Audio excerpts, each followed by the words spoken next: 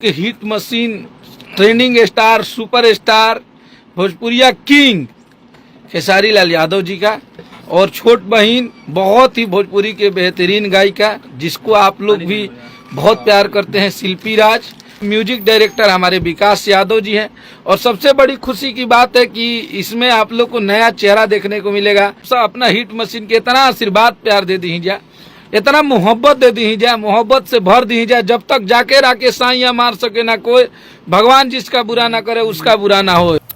जी हाँ दोस्तों, सही सुना आपने। खेसारी लाल यादव जी और शिल्पी राज का बहुत ही ज़बरदस्त बोलबम सॉन्ग आने वाला है, जिस गाने का टाइटल है हिरौआ बम।